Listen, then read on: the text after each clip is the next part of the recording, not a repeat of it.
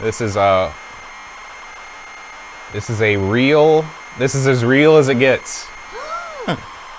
We've got here with us, we've got a Spectrum Plus 2 loading a real cassette on a real CRT with this, the piece de resistance, the Magnum. Heck freaking yeah, the Magnum. And the tape just stopped, so I guess that means that we're ready to go.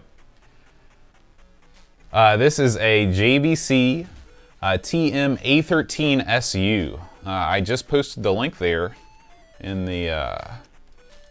Hey, thanks, Neil. I appreciate it, man.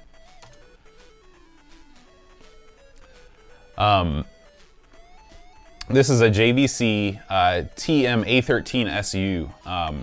And it is a 50/60 hertz NTSC PAL dual thing. So I can play just as much Spectrum as I want and then take out the my trusty Atari 1200 XL and go to town too. But right now, we're going through a great bunch of games they're specifically designed for the Magnum. Looking at the Magnum pack here, this is the Magnum Light Phaser 6 games pack that Pixels at Dawn, who's in the chat with us now, sent over. And the Magnum performance has been sort of hit or miss. It did really well on Bullseye, and I'm still trying to figure out if it's user error or if there's something else going on. So let's try this robot attack game.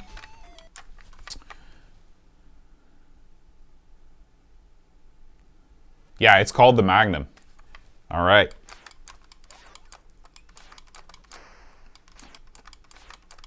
Okay, so the Magnum is working great now. You know, here's what I believe. Well, no, I don't know. Because at first I was like, well, maybe it was because I was trying to load those games on the, I was trying to load these games up on the DivMMC Future, and I was having trouble, and maybe I was thinking, well, maybe it has something to do with that. But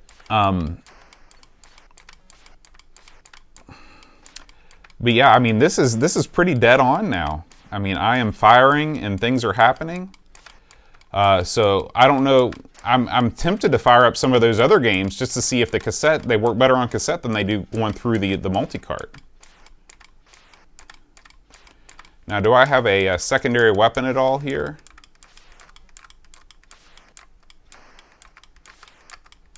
Yeah, we were just talking about that, Neil. I guess there were a few different packages available to the discerning Spectrum owner. You could get the 007 pack, or you could get the... oh, this is like a healer that's coming on the scene to heal these robots up. That's no good. And I guess what I'm trying to do is to delay the inevitable and let this big robot be constructed, or maybe I don't want the big robot to be constructed. I'm also not sure about the dots that are kind of loading up on the bottom of the screen, the multicolored diamond shape or kind of ruby shaped dots. There's a lot of things I don't understand about this game. We might need to consult the instruction manual. But yeah, I mean, like, this is the targeting is dead on. I'm really having no pun intended, I'm having a blast with this one. It's such a shame that Operation Wolf was giving us trouble, because that was a game that was born for the Magnum. Stage 2. Oh, sorry about that, Spexy. That's no good. And of course, you know, I don't know how easy or difficult it would be to fix a Magnum. You know, light guns at their core, I've heard, although I've never really worked on one, there's really not that much to them. I don't know if they would be repairable or not.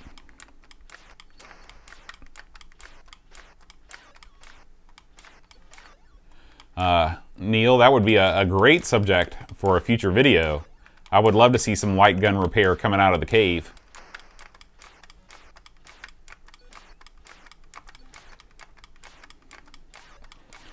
So I guess maybe what you're trying to do is just, you know, you're trying to hold off the robots while a bigger robot is being constructed.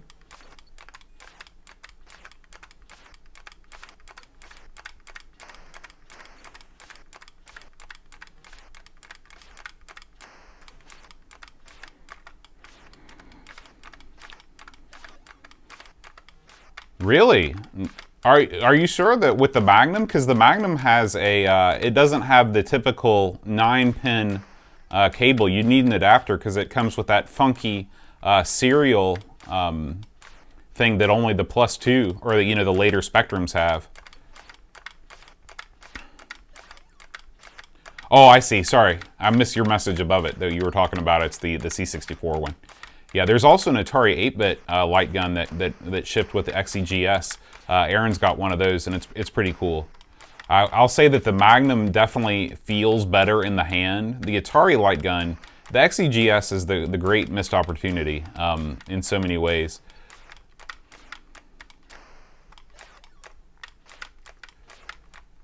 Look at that robot. He looks pretty cool.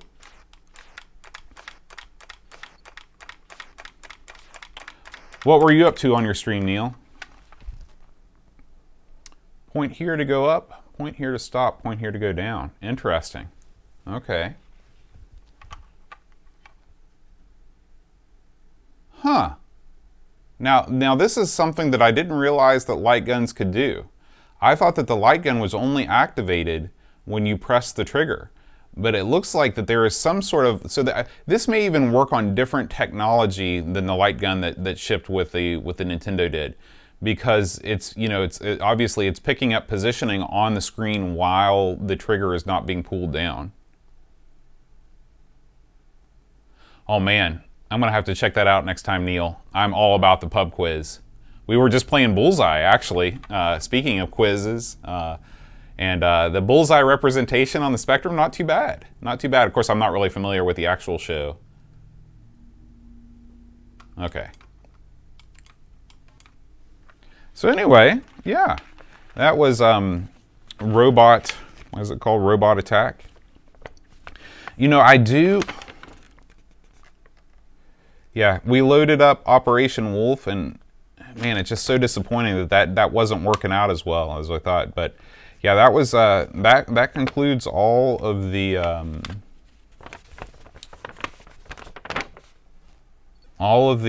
games in the Magnum pack. I do want to load up not Solar Invasion. What was? Oh yeah, it was Solar, or no, Missile Ground Zero. I want to load up Missile Ground Zero one more time off the tape, and just to see if it plays a little better off the tape than it did off the Div MMC Future, just to make sure that, because that game did seem really fun. So I'm going to, we'll go, okay, so break is kind of like your escape. That's a nice looking high score screen too, look at that. It's very Williams arcade-like. Yeah, the Magnafox Odyssey wasn't connected. That was Ralph Baer. He wasn't connected to Nintendo at all. He made that. I think that the light gun was developed sort of simultaneously by different camps. I want to say that